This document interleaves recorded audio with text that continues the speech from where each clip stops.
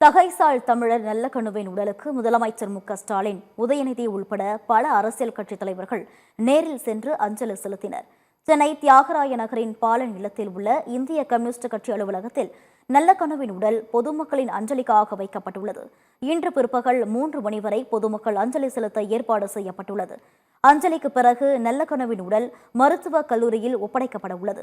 இந்த நிலையில் முதலமைச்சர் மு.க.ஸ்டாலின், துணை முதலமைச்சர் உதயநிதி, கி. வீரமணி, கனிமொழி, நடிகர் சத்யராஜ் மற்றும் கம்யூனிஸ்ட் கட்சியினர் உள்பட பலர் நல்லக்கண்ணுவின் உடலுக்கு நேரில் அஞ்சலி செலுத்தினர். அமைச்சர்கள் மற்றும் MP, MLA-க்களும் நல்லக்கண்ணுவின் உடலுக்கு அஞ்சலி செலுத்தினர். நல்லக்கண்ணுவின் உடலுக்கு அஞ்சலி செலுத்திய பின் முதலமைச்சர் மு.க.ஸ்டாலின் செய்தியாளர்களை சந்தித்தார். தகைசால் தமிழர் நல்லக்கண்ணு அரசியல் கட்சிகளுக்கு பாடமாக விளங்கியவர் என புகழாரம் சூட்டியுள்ளார். நல்லக்கண்ணு மறைவு பொது வாழ்வில் ஈடுபடக்கூடிய அனைவருக்கும் பேரிழப்பு என வேதனை தெரிவித்துள்ளார். ஒரு பொது வாழ்க்கையில் ஈடுபடக்கூடியவர்கள், அரசியல்வாதியாக இருக்கக்கூடியவர்கள், அவர்களுக்கெல்லாம் ஒரு பாடமாக விளங்கியவர் நம்முடைய நல்லக்கண்ணு அவர்கள். அவருடைய மறைவு என்பது அவருடைய குடும்பத்தாருக்கு மட்டுமல்ல, அவருடைய கட்சிக்காரர்கள் மட்டுமல்ல, பொது வாழ்வில் ஈடுபடக்கூடிய அனைவருக்குமே இது ஒரு வருத்தப்படக்கூடிய ஒரு செய்தி. அவர் இழந்து வாழக்கூடிய அவருடைய குடும்பத்தாருக்கு, இந்திய கம்யூனிஸ்ட் கட்சி தொடர்களுக்கு என்னுடைய ஆழ்ந்த இரங்கலை திராவிட முன்னேற்ற கழகத்தின் சார்பில் நான் தெரிவித்துக் கொள்கிறேன். ஒரு தடை செய்ய அன்றைய தினம் ஐயா நல்லக்கண்ணு அவர்களை காவல்துறை பிடித்து கடுமையான அளவுக்கு சித்திரவதை செய்து பூட்ஸ்களால் எட்டி உதைத்து சிகரெட்டால் சுட்டும் கூட அவர் தான் சார்ந்த இயக்கத்தை காட்டிக் கொடுக்கவில்லை. தன்னுடைய நண்பர்களையும் கூட அவர் அடையாளம் காட்டவில்லை. உயிரே போனாலும் கவலை இல்லை. அன்றைக்கு ஆட்சியாளருடைய அடக்குமுறையை அன்றைக்கு நெஞ்சிலே தாங்கி அடக்குமுறைகள் எல்லாம் அவர் அன்றைக்கு சுமந்தவர். எளிமை செம்மல் ஐயா RNK அவர்களுக்கு விடுதலை சிறுத்தைகள் கட்சியின் சார்பில் எமது செம்மாந்த வீர வணக்கத்தை செலுத்துகிறோம். இந்திய விடுதலை போராட்டத்தில் பங்கேற்று சிறையேகிய அவரின்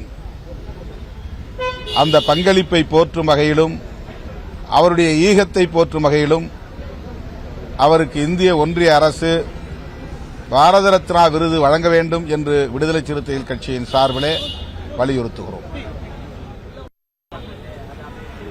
இப்படி ஒரு தலைவர் இருந்தாரா என்று அடுத்த தலைமுறை நம்பமா என்று தெரியவில்லை.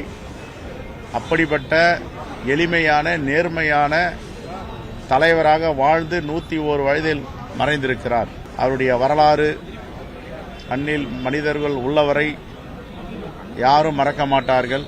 அவருடைய தியாகத்தை மறக்க மாட்டார்கள். அதற்காகத்தான் நாங்கள் கோரிக்கை வைத்திருக்கிறோம். தோழர் நல்லக்கண்ணு அவர்களுக்கு பாரத ரத்னா விருது வழங்க வேண்டும் என்று மீண்டும் மீண்டும் வலியுறுத்துகிறோம். அவர் கடினமான பாதையில் நடந்து வந்து ஒரு அரசியல் நாகரிகத்தோடு அரசியல் பணியில் ஈடுபடுபவர்கள் எவ்வாறு நடந்து கொள்ள வேண்டும், பொது சேவையில் ஈடுபட்டிருப்பவர்கள் எவ்வாறு நடந்து கொள்ள வேண்டும் என்ற அடிப்படையில் அனைத்து அரசியல்வாதிகளுக்கும் எடுத்துக்காட்டாக இருந்த ஒரு மாபெரும் தலைவரை நாம் இன்றைக்கு இழந்திருக்கிறோம்.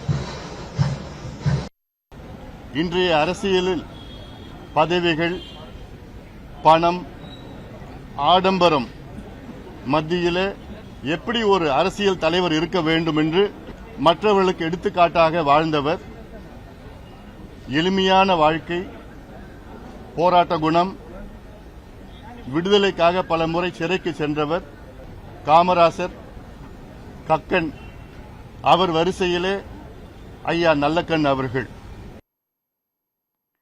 நல்லக்கண்ணு உடலுக்கு தாவேகா தலைவர் விஜய் நேரில் அஞ்சலி செலுத்தினார். தாவேகா பொதுச் செயலாளர் புசி ஆனந்துடன் CBI அலுவலகம் வந்த விஜய் நல்லக்கண்ணு உடலுக்கு மாலை அணிவித்து மரியாதை செலுத்தினார். அதேபோல் அங்கிருந்த இந்திய கம்யூனிஸ்ட் கட்சியினருக்கும் அவர் ஆறுதல் கூறினார். சில நிமிடங்கள் அங்கிருந்த விஜய் இறுதி மரியாதை செலுத்திவிட்டு உடனடியாக அங்கிருந்து புறப்பட்டு சென்றார்.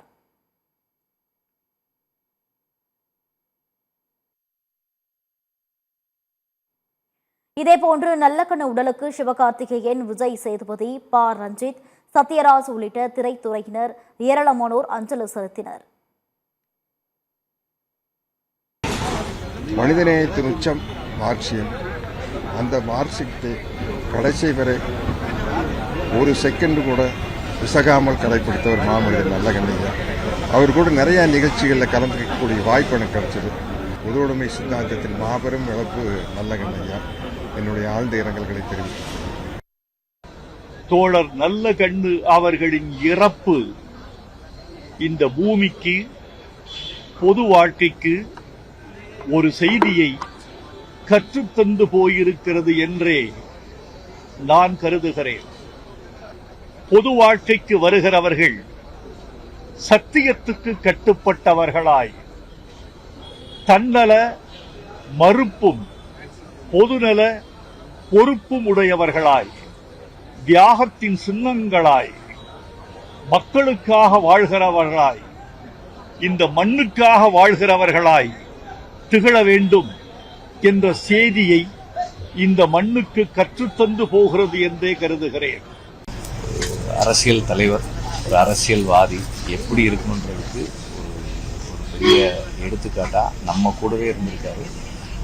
ஒரு எக்ஸாம்பிளரி லைஃப் அண்ட் ஒரு எக்ஸாம்பிளரி பொலிட்டீஷியன். நம் தலைமுறையினுடைய எடுத்துக்காட்டு ஐயா. ஒரு 100 ஆண்டுகளுக்கு மேலே வாழ்ந்திருக்கிறாங்க. அந்த வாழ்ந்த 100 ஆண்டுகளும் அவங்களுக்கு என்ன பயன் அப்படிங்கிறத யோசிக்காமல், மக்களுக்கும் அவர் எடுத்துக்கிட்ட கொள்கைக்கும் அது சார்ந்தவங்களுக்கும் என்ன பயன் இருக்கணுன்றதை மட்டுமே யோசித்து அதன்படியே வாழ்ந்தவங்க. இப்படிப்பட்ட ஒரு மாபெரும் தலைவர் வாழ்ந்த இந்த காலகட்டத்தில் நானும் வாழ்ந்திருக்கேன்றதே எனக்கு ஒரு பெருமையாக பார்க்குறேன். அவர் மேலே எப்போவுமே ஒரு பெரிய ஈர்ப்பு உண்டு. ஏன்னா அவங்களுடைய பயணம் அந்த மாதிரியானது. அவங்க மறைந்தாலும் அவங்க கொள்கைகளும் அவங்க செய்த விஷயங்களையும் மனசில் என்றைக்கும் நினச்சிட்டு எல்லாருமே இருப்போன்னு நான் நம்புகிறேன்.